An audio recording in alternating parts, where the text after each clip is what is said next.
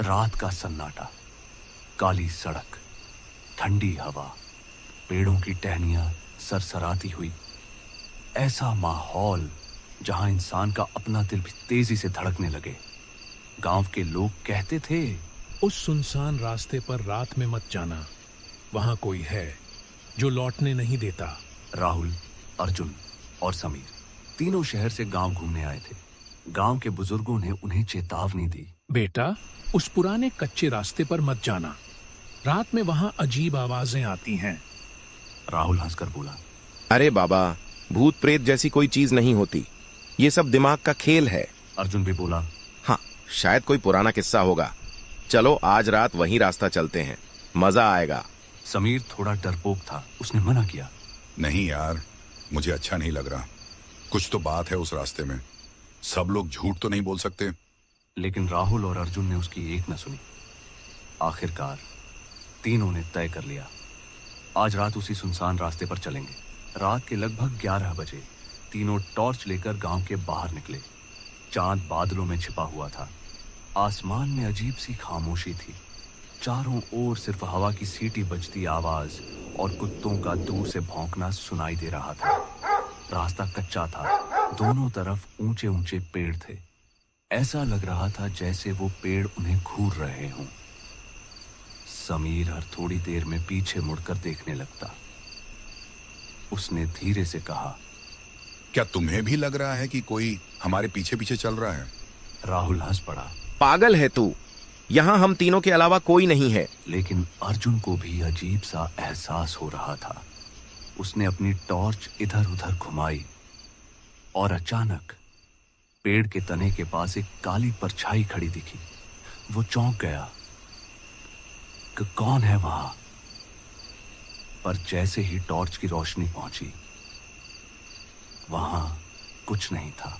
आगे बढ़ते हुए उन्हें जमीन पर टूटी हुई चूड़ियां और एक पुराना पायल मिला, जैसे किसी औरत का सामान गिरा हो।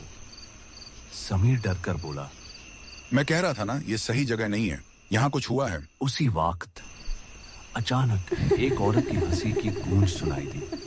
वो हंसी इतनी ठंडी थी कि तीनों के शरीर में सिहरन दौड़ गई। राहुल ने टॉर्च चारों ओर घुमाई, लेकिन कोई दिखाई नहीं दिया। हवा और तेज हो गई। पेड़ों की टहनियां एक दूसरे से टकराने लगी। अब तीनों के कदम धीमे पड़ गए। अचानक अर्जुन चिल्लाया, देखो, वहां कोई चल रहा है। दूर एक औरत का साया दिखाई दे रहा था। वो सफेद कपड़ों में थी और उसके बाल बहुत लंबे थे। वो औरत धीरे धीरे उसी रास्ते पर आगे बढ़ रही थी। राहुल ने हिम्मत दिखाने की कोशिश की, चलो देखते हैं कौन है।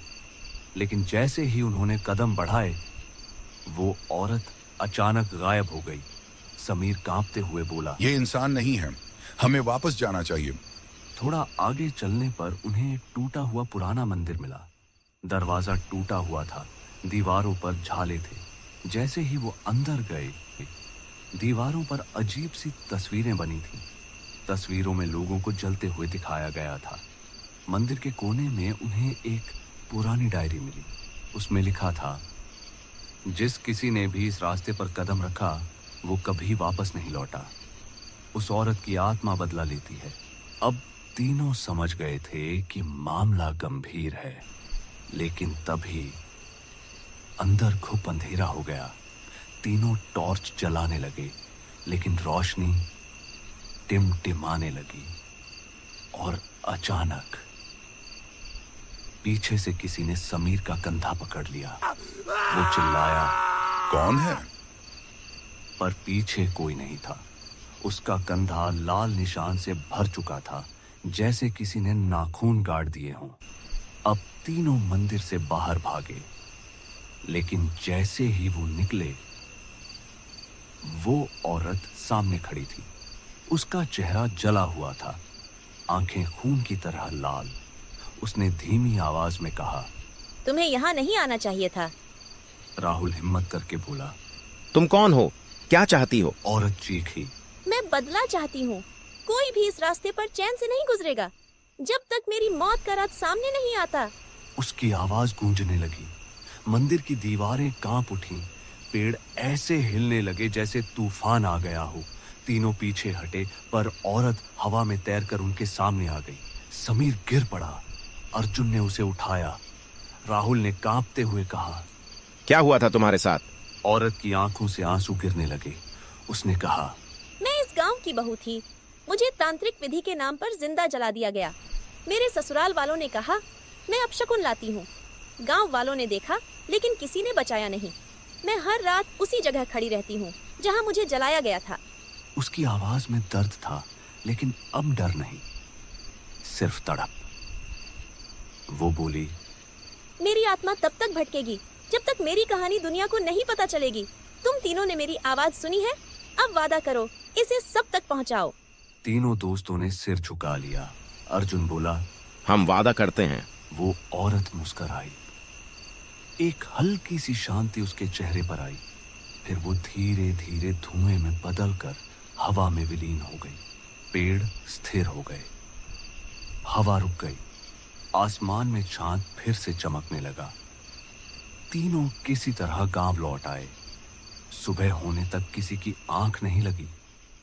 अगले दिन उन्होंने गांव वालों को सब बताया, मंदिर, डायरी और उस औरत की आत्मा के बारे में। गांव के बुजुर्गों ने सिर झुका लिया। हाँ बेटा, वो सच है। हम सब उस औरत की मौत के गुनहगार हैं। कुछ दिनों बाद गांव वालों ने वहां एक नया मंदिर बनवाया। वो जगह अब शांति मार्ग कहलाने लगी। लेकिन कहते हैं, अगर कोई आधी रात को उस रास्ते से गुजरता है तो अब भी उस औरत की परछाई चांद की रोशनी में दिखाई देती है। कभी पेड़ों के बीच, कभी मंदिर की दीवार पर, और कभी कभी हवा में वही फुसफुसाहट सुनाई देती है। दोस्तों, ये कहानी हमें यही सिखाती है कि कभी किसी की पीड़ा को नजरअंदाज मत करो। अन्याय के खिलाफ आवाज जरूर उठाओ, क्योंकि एक निर्दोष की चुप मौत कई बार पूरी दुनिया को डर का सबक सिखा जाती है। दोस्तों, अगर ये कहानी आपको डरावनी लगी हो तो चैनल को सब्सक्राइब जरूर करें, क्योंकि अगली कहानी शायद आपको भी चौंका दे।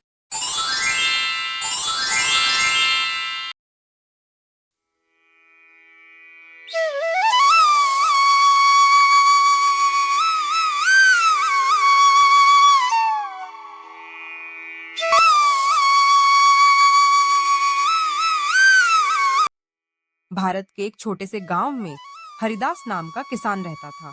उसका घर मिट्टी का बना हुआ था, जिसकी छत पर घास फूस बिछी थी। दरवाजे पर खटारा सी चारपाई, आंगन में एक बैल और बकरी बंधी हुई थी। गांव वाले अक्सर कहते, अरे हरिदास, तू दिन रात खटता है, लेकिन तेरी हालत तो वही की वही है।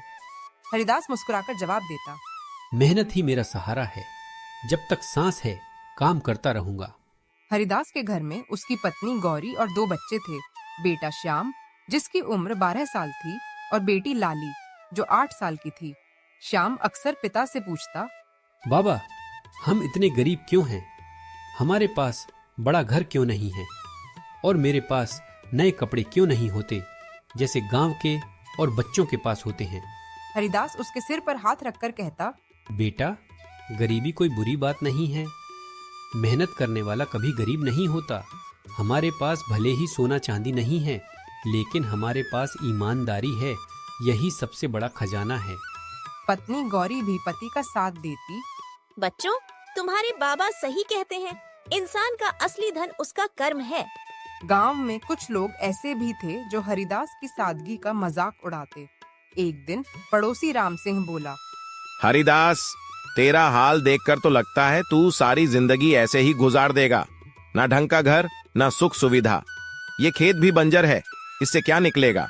हरिदास शांत स्वर में बोला, राम सिंह, जमीन कभी बंजर नहीं होती। अगर मेहनत की जाए तो यही धरती सोना उगल सकती है। गांव वाले हंसने लगे, लेकिन हरिदास ने परवाह नहीं की। वो जानता था कि खेत ही उसका सहारा है। एक दिन गर्मियों की सुबह सूरज धीरे धीरे चढ़ रहा था और हरिदास हल लेकर खेत में काम करने लगा। पसीना उसकी पीठ से बह रहा था, लेकिन उसके चेहरे पर संतोष था। अचानक थक हल की नोक किसी कठोर चीज से टकराई। हरिदास चौंक गया। उसने ट्रैक्टर को रोका और झुककर देखने लगा। जमीन के नीचे कुछ चमक सा रहा था। वो मिट्टी हटाने लगा और धीरे धीरे दिखाई दिया एक लोहे का कोना। हरिदास बुदबुदाया। ये क्या है, कोई पत्थर? उसने और मिट्टी हटाई। अब साफ दिखाई दे रहा था एक पुराना संदूक, जंग लगा हुआ लेकिन मजबूत। दिल की धड़कन तेज हो गई। उस धूप में आते ही उसका ताला चमक उठा। हरिदास ने इधर उधर देखा। गांव का कोई आदमी आसपास नहीं था। उसका दिल कह रहा था, इसे खोल देख, इसमें क्या है। लेकिन फिर एक और आवाज उसके मन में गूंजी, अगर ये किसी और का है तो, अगर इस पर किसी और का हक है तो। वो पसीना पोंछते हुए चुपचाप बैठ गया। संदूक उसके सामने था और उसके मन में सवालों का तूफान। हरिदास उस शाम घर लौटा, लेकिन उसका मन चैन से नहीं बैठा। आंगन में बच्चों की हंसी गूंज रही थी। पत्नी गौरी चूल्हे पर रोटी सेंक रही थी, लेकिन उसका ध्यान बार बार खेत में दबे संदूक पर जा रहा था। गौरी ने पूछा, क्या हुआ? तुम इतने चुप क्यों हो आज? हरिदास ने गहरी सांस ली। गौरी, आज खेत में कुछ मिला है, एक पुराना संदूक। गौरी चौंक गई। संदूक? उसमें क्या है? हरिदास ने सिर हिलाया। अभी तक खोला नहीं, डर भी लग रहा है और जिज्ञासा भी। गौरी ने उसे समझाया, देखो, चाहे उसमें कुछ भी हो, भगवान ने जो दिया है उसी में संतोष करो, लालच मत करना। लेकिन रात भर हरिदास की आंखों में नींद नहीं आई। उसके मन में बार बार वही दृश्य घूमता, मिट्टी से बाहर आता संदूक, चमकता ताला। अगली सुबह सूरज निकलते ही वो खेत पहुंचा। उसके पैरों के नीचे वही जगह थी जहां संदूक दबा हुआ था। वो चारों ओर देखता है। गांव वाले अपने अपने खेतों में व्यस्त थे। उसने हिम्मत जुटाई और संदूक पर पड़ा ताला तोड़ने की कोशिश की। कुछ देर बाद ताला टूट गया। धीरे धीरे उसने ढक्कन उठाया और उसकी आंखें फटी की फटी रह गईं। अंदर रखे थे सोने चांदी के सिक्के, मोतियों की माला, कीमती गहने और चमचमाते जवाहरात। हरिदास के हाथ कांपने लगे। उसके चेहरे पर खुशी और डर दोनों साथ साथ थे। वो बुदबुदाया, इतना धन, अगर मैं इसे रख लूं तो मेरी जिंदगी बदल जाएगी, बच्चों का भविष्य सुरक्षित हो जाएगा।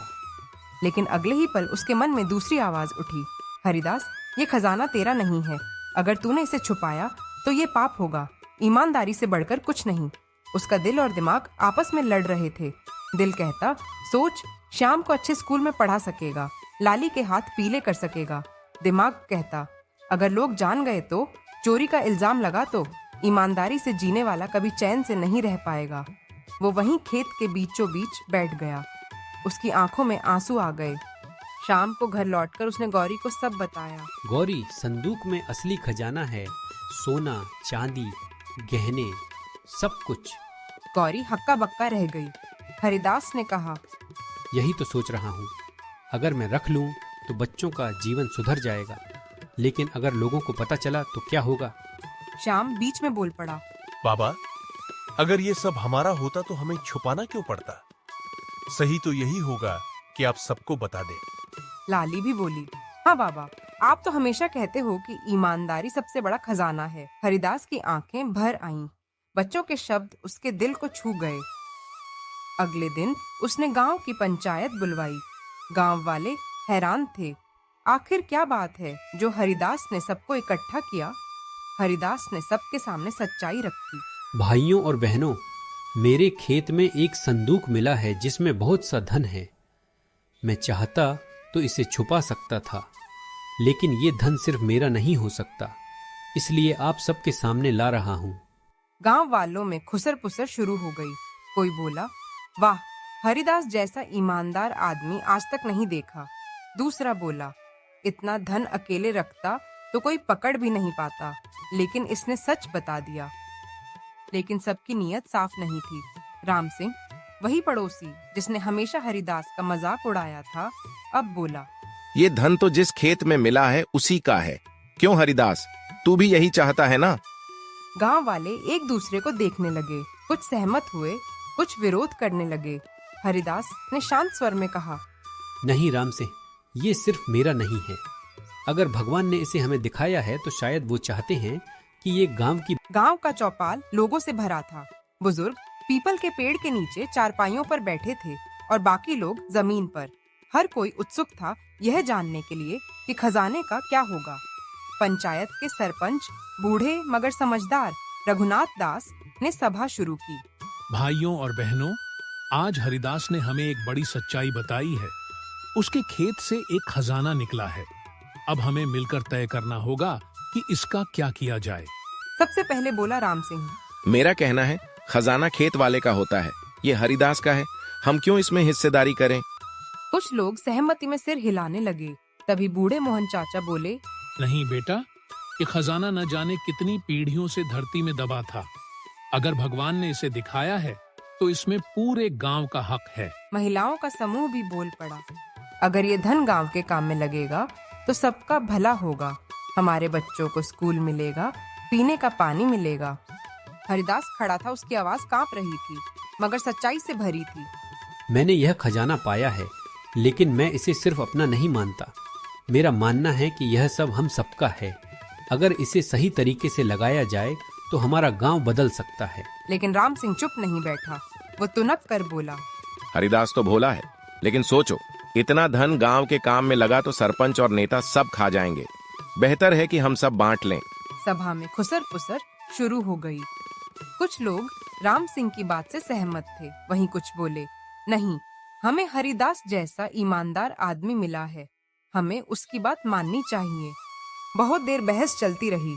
आखिरकार सरपंच खड़े हुए और बोले, गांव वालों, धन बड़ा है, लेकिन उससे भी बड़ा है विश्वास।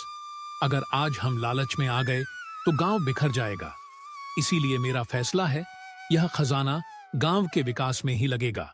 स्कूल बनेगा, कुआं खुदेगा, सड़क बनेगी और इसकी देख रेख के लिए एक समिति बनेगी जिसमें हरिदास सबसे पहला सदस्य होगा। गांव में तालियों की गड़गड़ाहट गूंज उठी। हर किसी ने सरपंच के फैसले का स्वागत किया। लेकिन दूसरी ओर राम सिंह अंदर ही अंदर जल रहा था। वो बड़बड़ाया, सब हरिदास हरिदास कर रहे हैं। देखना, ये खजाना गांव वालों तक पहुंचने से पहले ही गायब हो जाएगा। उसकी आंखों में ईर्ष्या और चालाकी झलक रही थी। तो दोस्तों, पंचायत का फैसला साफ था, खजाना गांव की तरक्की में लगेगा। हरिदास की ईमानदारी ने सबका दिल जीत लिया, लेकिन राम सिंह का लालच अब नया खतरा बन रहा है। क्या वो गांव के सपनों में रोड़ा डालेगा या हरिदास अपने सिद्धांतों पर अडिग रहेगा? जानने के लिए देखिए अगला भाग। तो दोस्तों, अगर आपको ये पूरी सीरीज पसंद आई हो तो वीडियो को लाइक कीजिए, अपने दोस्तों और परिवार के साथ शेयर कीजिए और चैनल को सब्सक्राइब करना मत भूलिए।